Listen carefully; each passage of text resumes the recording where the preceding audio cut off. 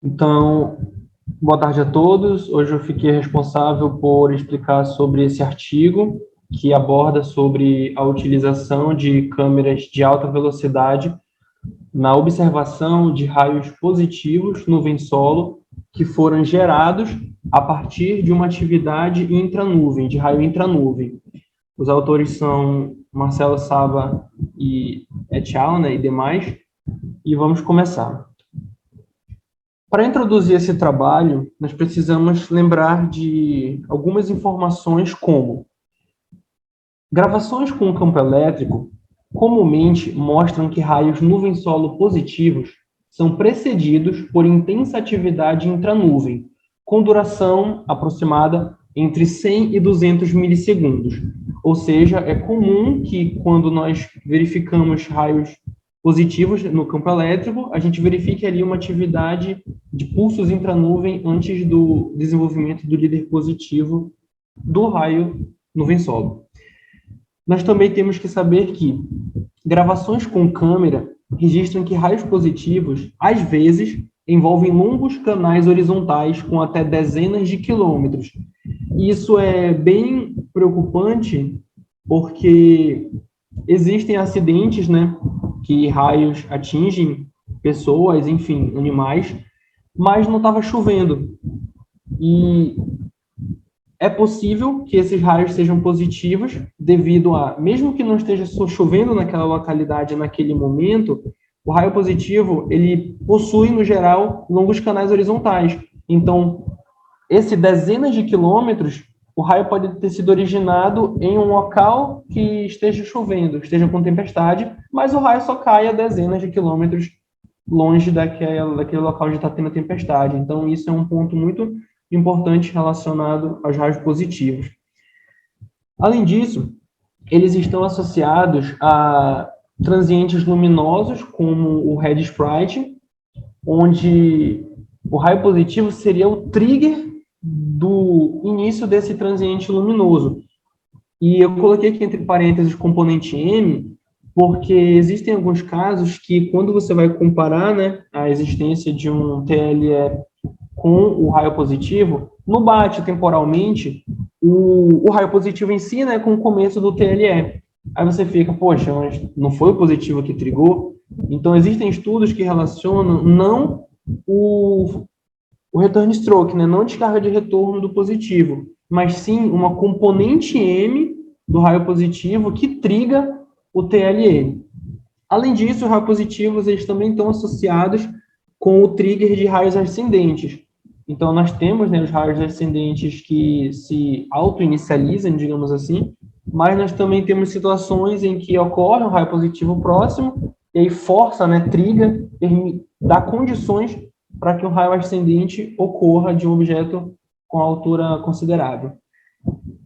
Bom, descargas subsequentes não são comuns em raios positivos, então a maioria dos raios positivos nós só vamos visualizar uma descarga de retorno, e quando existem essas descargas subsequentes, estudos verificaram que normalmente não seguem o mesmo canal da descarga de retorno anterior.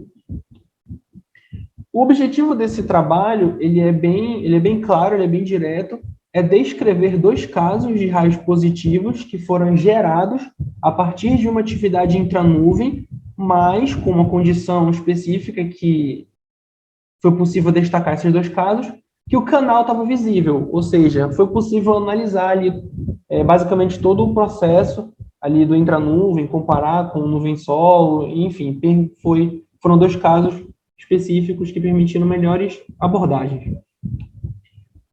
Quanto à instrumentação, esse artigo ele utilizou dados de duas localidades, uma no Brasil e uma nos Estados Unidos.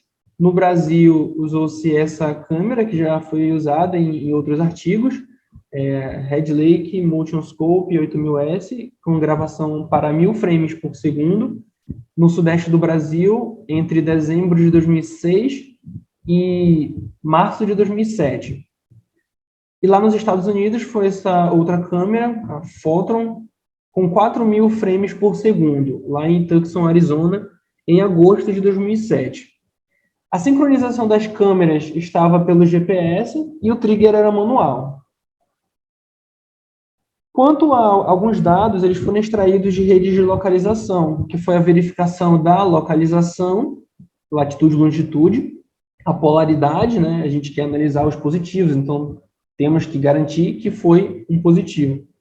E embora, pela minha pequena experiência, eu imagino que normalmente a gente consiga ter uma boa noção pelo vídeo, a confirmação mesmo fica só pelo campo, né, ao meu ver. Então, a questão da polaridade é informada pela rede e a corrente de pico, né, a estimação de corrente de pico pelo campo elétrico. Então, as duas redes utilizadas para verificar esses dados são da empresa Vaisala, né, basicamente, aqui no Brasil representada pela Brasil Dat, e lá nos Estados Unidos pela NLDN. Bom, quanto aos dados observados, no total teve-se um registro de 39 raios nuvem solo positivos, sendo 28 no Brasil e 11 nos Estados Unidos. A atividade intranuvem, ela foi identificada antes e depois de todos esses 39 eventos. Eu achei isso bem interessante. Sendo que, como comentei brevemente anteriormente, em dois casos... apertei sem querer. Sendo que em dois casos estava nítido a visualização dos canais dos intranuvens na base da nuvem ou próximo. Aí foram escolhidos. Os raios intranuvem, então, eles iniciaram o líder positivo da ascendente. Então, é isso que o trabalho quer verificar, né? Esse seria o trigger. Seria o líder positivo da ascendente partindo do canal do intranuvem. Então, como eu falei, a polaridade foi confirmada, né, pelas redes e observou-se a existência de corrente contínua longa, que é aquela corrente contínua com duração maior que 40 milissegundos, né? Nesses dois casos, observou-se isso. E aí, depois, vocês podem confirmar que o artigo, ele define que, como a gente está usando registro de câmera, ele aborda o conceito, né, de luminosidade contínua. Ele não segue com corrente contínua, é uma luminosidade contínua. Então, eu imagino que, como tem-se o raio intranuvem, não é a mesma nomenclatura, né? Eu acho que não se pode falar, vendo a câmera, que tem uma corrente contínua no intranuvem. Eu não sei se esse foi o ponto da escolha de luminosidade contínua. Eu acho que, se me permite, como a gente não observava corrente, então acho que na época a gente não quis evitar corrente contínua, porque a gente não estava medindo a corrente. Então a gente teve que inferir que se tem luminosidade, tem corrente. Então, há uma relação entre a luminosidade e a corrente. Então a gente acho que, eu não lembro, eu acho que foi por esse motivo que acho que nós usamos luminosidade contínua. Perfeito. Obrigado. Então, finalmente, né, o que a gente quer saber mesmo é os dois casos. O que eles encontraram nesses dois casos?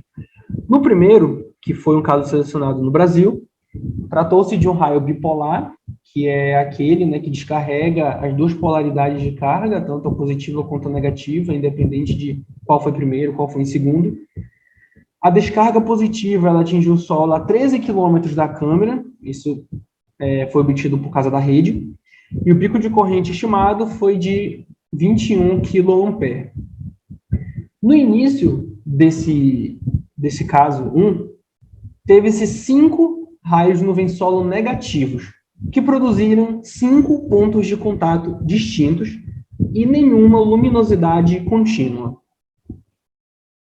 Então, aqui nós temos a representação aqui das figuras extraídas do artigo, onde nós temos que essas duas figuras, né? A primeira mostra um resumo de todos os processos no tempo. Eu achei essa figura bem legal, foi a primeira vez que eu vi uma figura assim parecida, né, nesse estilo. E a segunda mostra a representação, né, por um desenho mesmo, de como seriam todos os processos que ocorreram e as distâncias estimadas por cálculos, né, feitos no decorrer do artigo. Então, nós temos o seguinte, aqui o início desse flash, né, desse processo da câmera, do que a câmera gravou. Após 222 milissegundos, um líder negativo se propagou horizontalmente. Então, essa informação aqui, no caso, se refere a depois do último CG, então vou recomeçar. Teve-se aqui no início os 5 raios nuvem solo negativos, como eu falei anteriormente, eles ocorreram até relativamente bem próximos, e aí, do último raio negativo até o início do desenvolvimento do líder no caso, intranuvem, do líder negativo. Então, 222 milissegundos depois, começou o líder negativo a se propagar horizontalmente. Ainda não é o do nuvem solo, ainda está no processo intranuvem. Então, ele começa a subir para partes elevadas da nuvem. Aqui, eles usam o termo crawling, não sei se eu estou pronunciando correto. Eu achei interessante esse termo, ainda não tinha visto ele, né? Que é esse cruzamento aqui, essa volta que ele dá. Então, olhando aqui para a figura, os raios negativos partem de uma mesma região, produzem 5 pontos distintos de contato no solo, e aí dessa mesma região se desenvolve o líder intranuvem, numa propagação horizontal, e aí ele vem, aí dá esse crawling, né, que é a denominação correta, e aí ele faz essa curva e vai para regiões mais altas da nuvem em busca do centro de carga positivo. E aí depois que ele sobe, né, para essas partes mais elevadas da nuvem, tem o trigger de um intranuvem de alto brilho. Então você tem propriamente, né, não sei se simplificadamente, né, tem o clímax, né, o ponto alto assim do intranuvem, tem aquele brilho repentino. E esse líder, ele inicia uma corrente, uma luminosidade contínua, né, de 365 milissegundos de duração. Então, nós temos aqui o início do líder, após alguns milissegundos, tem o brilho em si do intranuvem, que é bem definido, né, na câmera, e aí esse intranuvem inicia uma luminosidade contínua de 365 milissegundos, sendo que 58 milissegundos do início do intranuvem propriamente dito, né, que antes da gente só tinha o líder iniciou o positivo nuvem solo, o raio positivo nuvem solo, com uma nova terminação no solo. Então, seria esse intervalo bem aqui. 58 milissegundos depois do início do intranuvem, teve o desenvolvimento, né, do líder descendente positivo. Está associado ao raio nuvem solo positivo. E este, então, teve uma luminosidade contínua de 518 milissegundos. Então, os dois processos, o intranuvem e o positivo o nuvem solo, tiveram luminosidade contínua bem grande, né? Sendo que o positivo ele levou um tempo maior.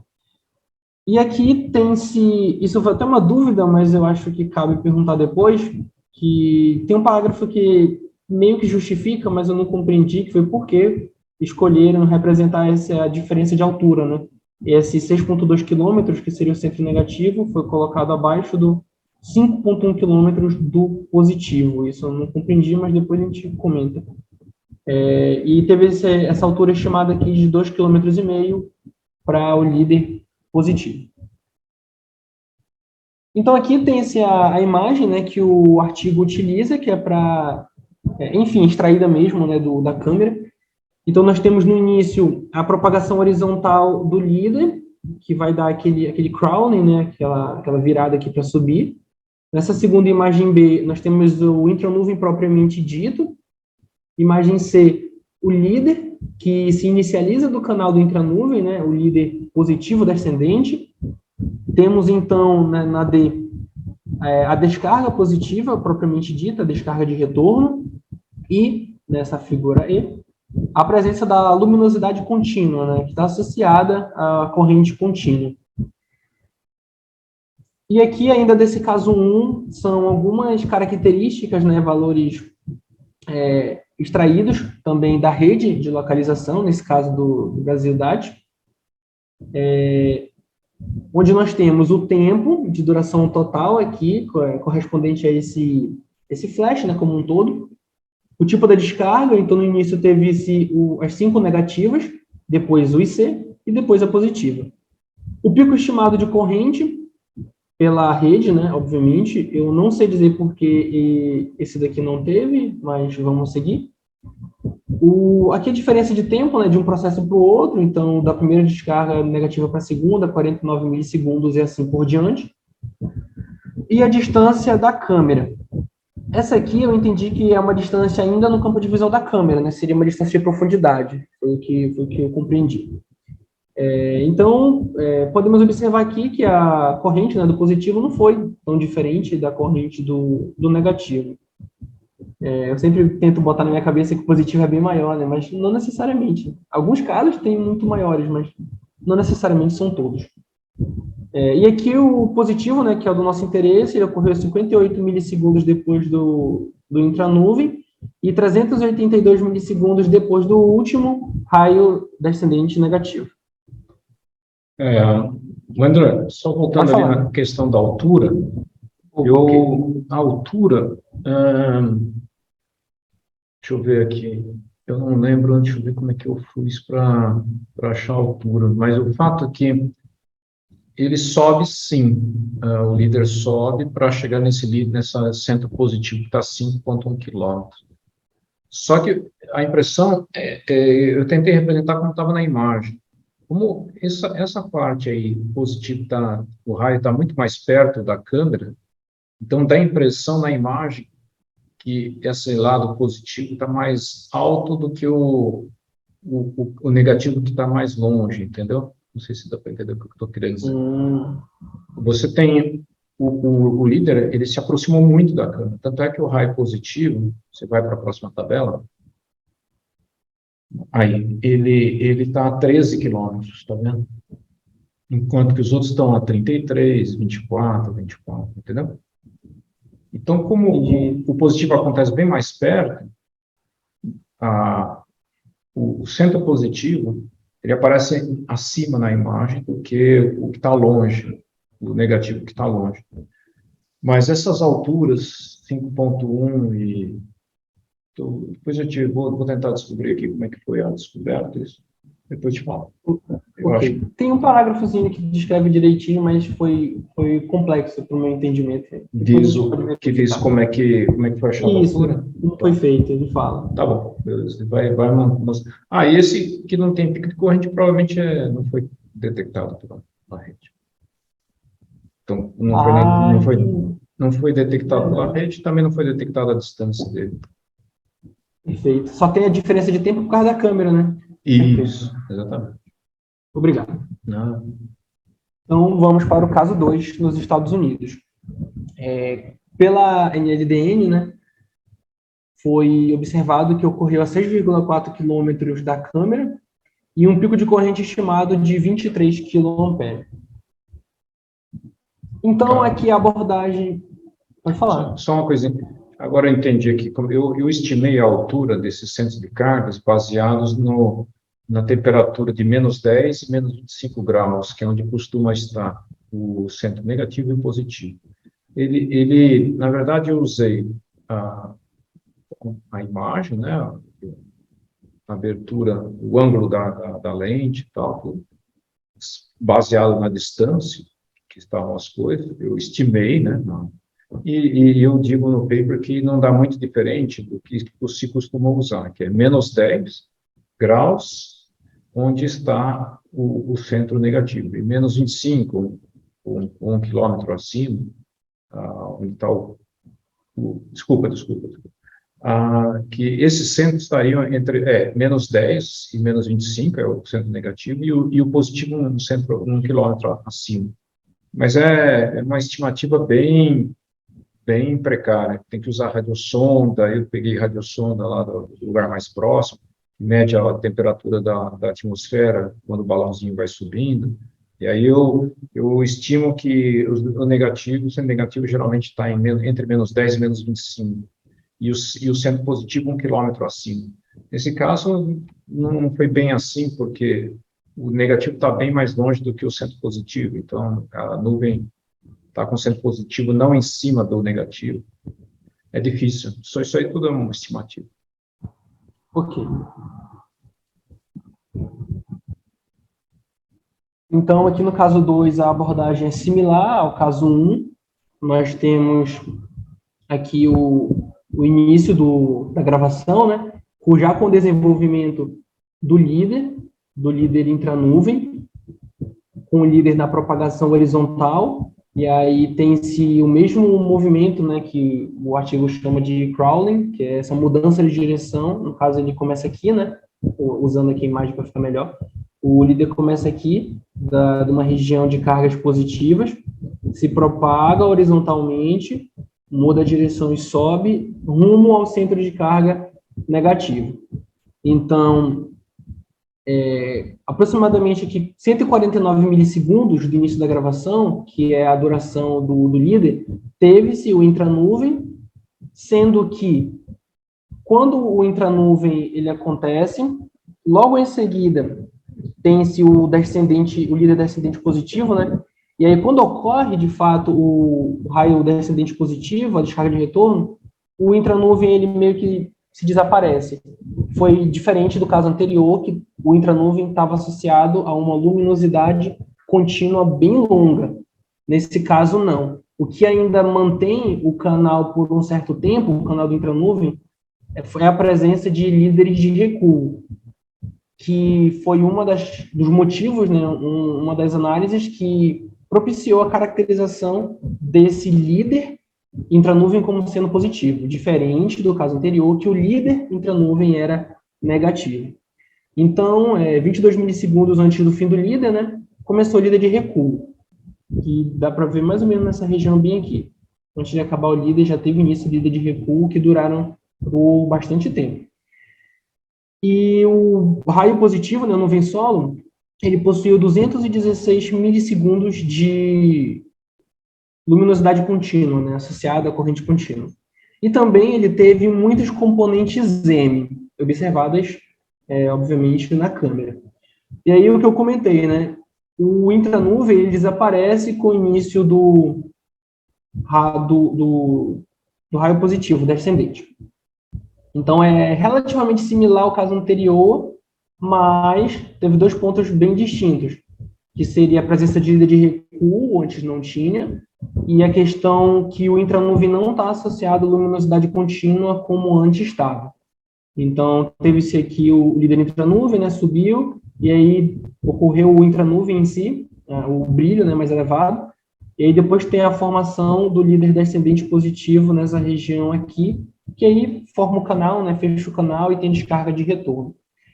E as alturas associadas, né, estimadas, de 3,1 quilômetros para o centro positivo. Nesse caso aqui já foi um pouquinho diferente, né, o positivo está mais baixo. Imagino que seja aquela situação da distribuição tripolar mesmo, né, que tem um positivo mais baixo. Imagino que seja nessa situação. Pode ser, sim. E o negativo, perfeito. O negativo está mais acima, com 5,3 quilômetros, e aqui a altura estimada de onde partiu o líder positivo, 2,7 quilômetros. Aqui também, de maneira similar, né, uma imagem da câmera representando o processo. Então, aqui nós temos a propagação horizontal, que precede a descarga intranuvem, e depois nós temos a descarga intranuvem, propriamente dita, depois aquele ponto de derivação, né, de formação ali do líder descendente positivo, e aí o canal em si que nós tínhamos do negativo, ele praticamente some. Depois disso, nós temos a descarga de retorno em si, né, o frame relacionado à saturação dos pixels, e a presença da luminosidade contínua na descarga positiva. Nesse caso, não teve, né, a luminosidade contínua do intranuvem, porque ele desapareceu. E aqui nós temos informações sobre os líderes, tanto para o caso 1 quanto para o caso 2, tanto para o líder do intranuvem quanto para o líder do nuvem solo. Nós temos aqui a distância que, dentro do intranuvem, temos o caso 1, do líder negativo, 8,9 km, né, de propagação, e para o caso 2, que foi positivo, 8,3, relativamente similar. E nós também temos a distância para o líder positivo, né, descendente, tanto para o caso 1 quanto para o caso 2, e aqui, né, obviamente, os dois foram positivos propriamente ditos. Então, no caso 1, 2,5 km, no caso 2, 2,7 km, bem similar também. E aqui foi adicionada a informação da velocidade, né, em metros por segundo também. Eu imagino que seja aquela questão, né, deve ter alguma referência na câmera de que permita ter a ideia da distância, como um prédio, um andar de um prédio, algo similar. E aí, pela questão de nós sabemos o tempo, né, de cada frame, então eu imagino que seja algo similar a isso. Você verifica quanto o líder andou, tem mais ou menos ali a distância que ele percorreu e os frames que você está visualizando, e aí consegue a velocidade. Essa velocidade aí, você precisa ter uma referência na imagem, um prédio, alguma coisa assim, ou então, sabendo a distância que está o raio, e sabendo a abertura angular da sua lente, quanto que ela, o ângulo que ela abre, e já dá para também estimar a velocidade. Sempre tem esses dois métodos, né, que é usar uma referência, ou usar o ângulo, sabe? O ângulo da lente, o tamanho da imagem e a distância, por semelhança de triângulo. Perfeito. Isso aí, beleza. Aqui nós temos, então, variando de 0,9, 10 a quinta, né, e 0,6, 10 a quinta, para os dois casos. E aqui, em relação ao descendente positivo, né, 1,6 vezes 10 a quinta metros por segundo para os dois casos. Se eu não me engano, o senhor pode me corrigir, mas eu acho que é mais ou menos nessa faixa mesmo que a literatura trata a velocidade dos líderes em 10 a quinta. Se eu não me engano, o Dart Leader, né, que ele já é mais rápido, que aí já sobe. Não lembro se é 10 a sexta. O positivo, o negativo costuma ser mais rápido que o positivo, e eles estão na ordem de 10 a quarta, 10 a quinta. Dart Leader, 10 a sexta, pode chegar a 10 a sétima. E aí o return stroke é bem mais, pode chegar a 10 a oitava. Beleza. E tá, vou voltar aqui. Vou apresentar as conclusões e depois eu pergunto. Então, a ideia do artigo foi basicamente essa, né? Apresentar realmente esses dois casos, que deu para ver o trigger do raio positivo descendente pelo intranuvem. Então, no caso 1, nós podemos concluir, resumir, que ele foi iniciado por um líder negativo, o raio intranuvem, né? Teve um líder negativo, que se iniciou na região negativa, que estava associada à geração do menos CG, né, do negativo nuvem solo, e que o raio descendente positivo e o intranuvem, eles coexistiram por aproximadamente 300 milissegundos, sendo que, no caso 2, as conclusões foi iniciado por um líder positivo, intranuvem, teve-se atividade de líderes de recuo. Isso foi um fator crucial para classificar que o líder intranuvem era positivo. E também temos que o intranuvem ele desapareceu com a presença do raio positivo descendente. Então, isso, teoricamente, que eu iria apresentar. O paper ele tem, se não me engano, 5 páginas, então é relativamente curto. E foram esses slides que eu consegui resumir para a apresentação. Dúvidas?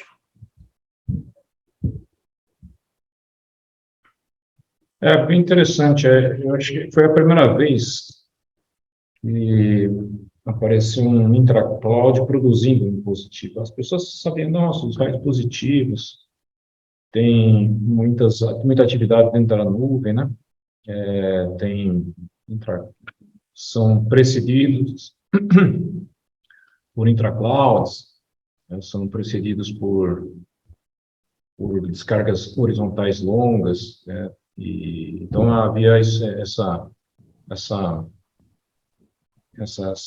conhecimento de outros papers, mas com campo elétrico, sempre via isso no campo elétrico, nunca na imagem. Aí esse foi o primeiro caso que está para ver direitinho o líder formando o intracloud. Num caso, o líder é negativo. Você vê, crawling é meio que rastejando, assim, né, na base da nuvem, assim, ele vem crawling, que é rastejando, ele vem assim na base da nuvem, e você vê ele bem negativo, assim, nos dedinhos, né? Enquanto que o outro vem como um dardo, assim, um líder positivo, que quase não tem ramificação, não tem esse monte de bifurcação. Então, um é bem nítido que é um negativo que forma o intracloud, o outro é um positivo que forma o intracloud.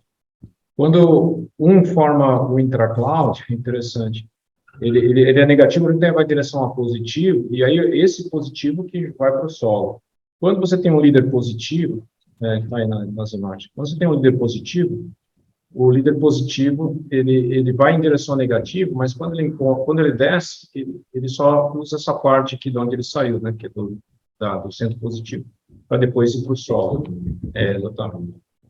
Então, essa é meio que, não é, os dois intraclouds produzem alto ground positivo, mas um começa com líder negativo, outro começa com líder positivo.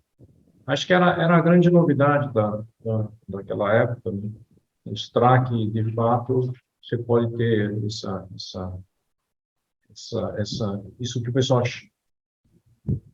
desconfiava, nossa, por que tem tanto extensão horizontal? Por causa do intracloud. Por que o positivo é precedido de tanta atividade elétrica? Por causa do intracloud. Ou seja, o intracloud pode produzir um raio positivo. Essa era a novidade. Eu queria lhe perguntar, seria o seguinte, normalmente, até onde eu me lembro, né, o positivo, ele ocorre mais no final da tempestade, ou não? Se eu não me engano, só para confirmar com o senhor antes de eu perguntar.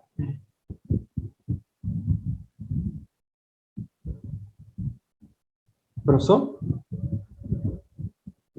Não estou mudo, né?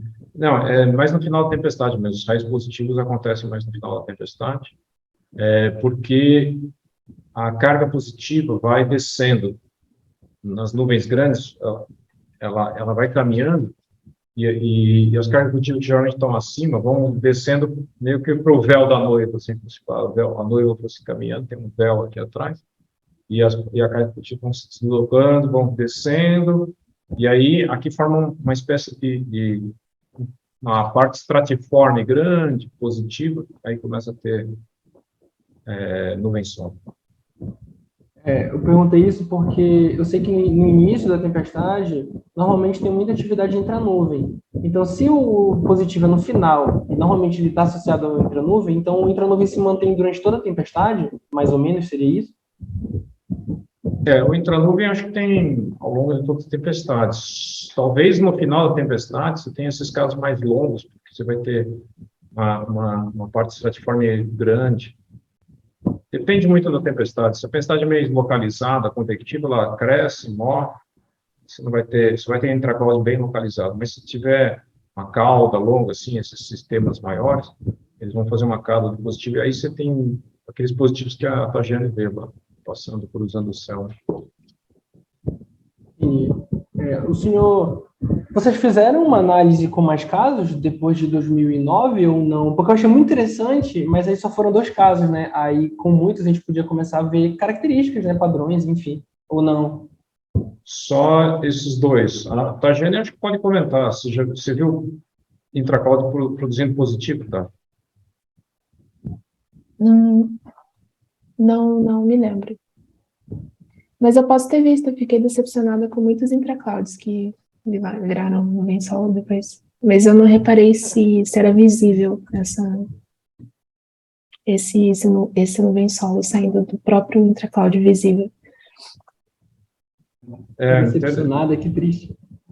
Se voltar nesses casos, você vai achar alguns positivos. E você vê saindo do talo, mesmo. Você vê saindo da formação do intracloud, do canal do intracloud, você vê saindo e indo para o chão. Muito interessante. É bem possível mesmo. É que eu não reparei, eu só fiquei triste e fui embora. Estragou meu intracloud. Acabava com pular vídeo. Uhum. Vou mostrar para vocês o vídeo. Você não tem aí, né? Eu não tenho vídeo. Nossa, é verdade, né? Tem um vídeo na base de dados. E, professor, Oi. vocês identificaram ou não acontece o negativo a partir do canal intranuvem é mais difícil? Então, eu não cheguei a estudar isso aí, mas eu acho que é bem difícil, sim. Acho que é bem complicado isso. Ah, deixa eu ver aqui.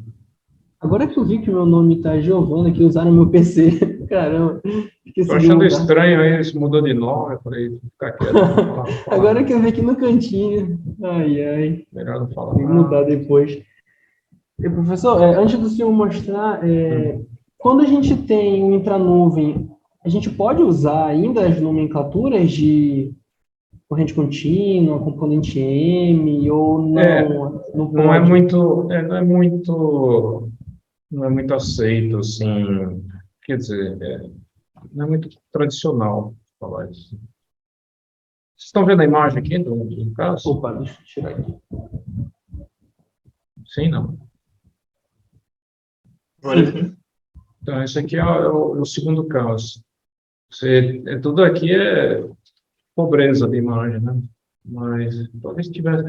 Acho que aqui eu só escolhi alguns.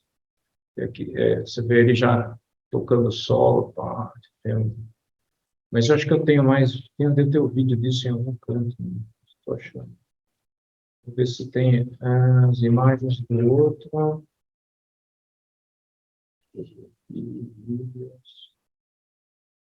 Aqui você vai ver.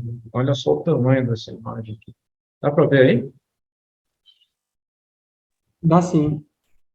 Olha lá, ele começa a vir o negativo. Isso aqui foi lá no Rio Grande do Sul, lá na, em Uruguaiana. Quem filmou isso foi o Maurício Polarotti. Tá aí, ó, negativo, tá vendo? Dá para ver? Aí, ó, aqui, Olha, legal. o que está acontecendo com essa imagem? Que ela fica grande, fica pequena. Aqui tem o intracloud, e aí, oh meu Deus, deve estar tudo misturado aqui. E aqui tem, aí, olha lá, esse é o intracloud. Aí ele começa a dar aquela pontinha ali, que vai sair uma descarga. E vai, vamos ver.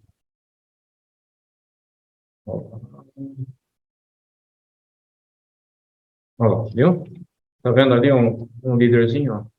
Vai em direção ao Uhum. Sol, olha lá. Vai em direção ao Sol e toca o Sol. Aí você tem essa parte da esquerda fica reforçada, ligando a parte positiva. Então, fazia todo sentido. Isso aí era um raio positivo, porque estava conectando a parte positiva para a qual tinha ido o negativo no Sol, né? O do outro eu não lembro se eu tenho aqui. Não tenho mais. Talvez. Vamos ver. Aqui parece.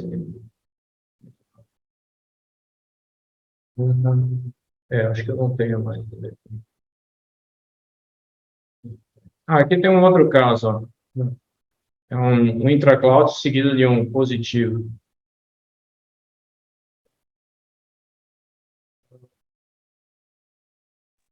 Professor, nesse que o senhor mostrou agora, como que eu posso dizer que é positivo? Eu acho que eu chequei no campo elétrico ou alguma coisa assim. Ah, ok.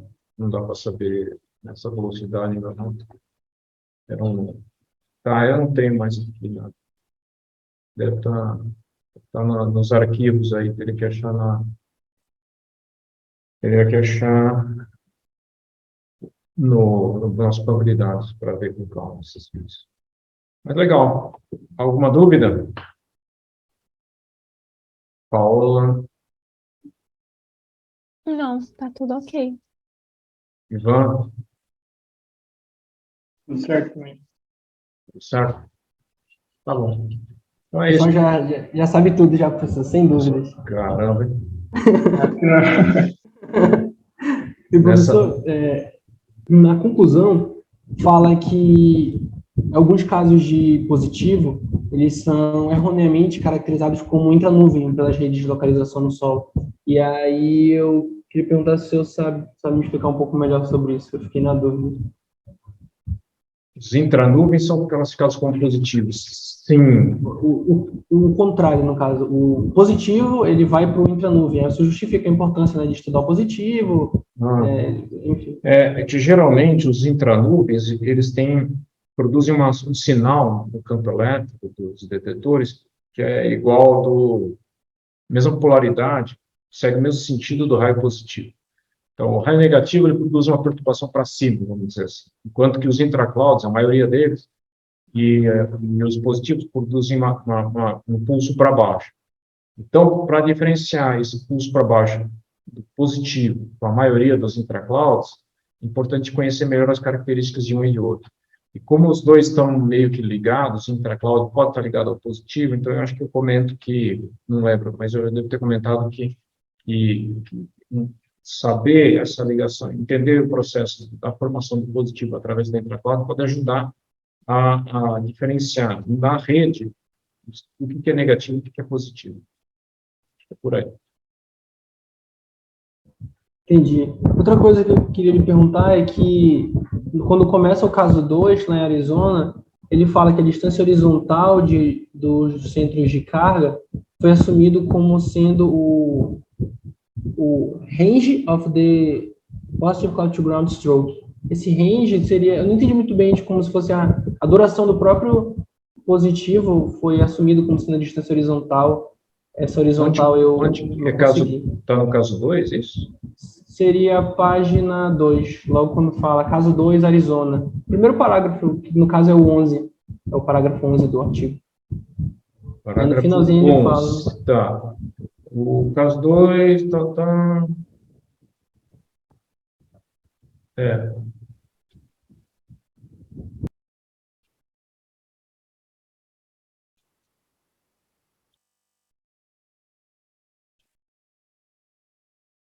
Tá, ele diz aqui que a altura das cargas foi estimada usando o mesmo método empregado no caso 1, que é a lente, né? A lente e o sistema, e a radiosondagem, provavelmente, né?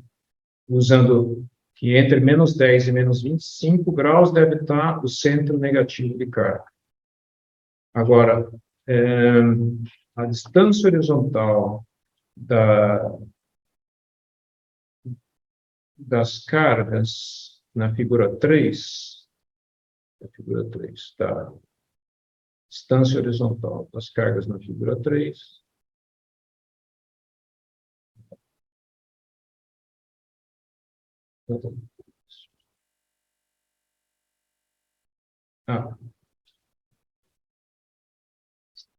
Foi assumido de ser the range of the positive stroke. Eu já não lembro mais o que é isso. Talvez.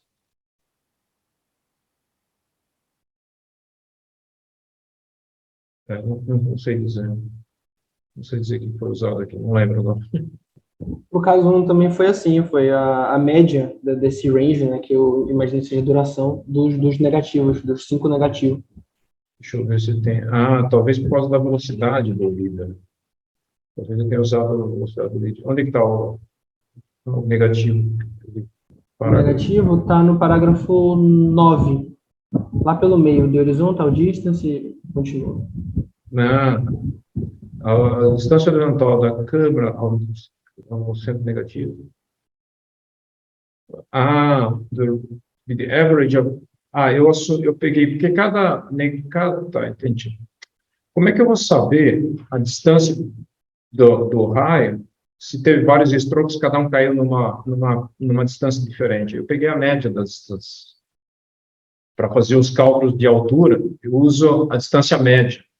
Então, um stroke, se você vai na tabela 1, não sei se estão vendo a minha câmera, não.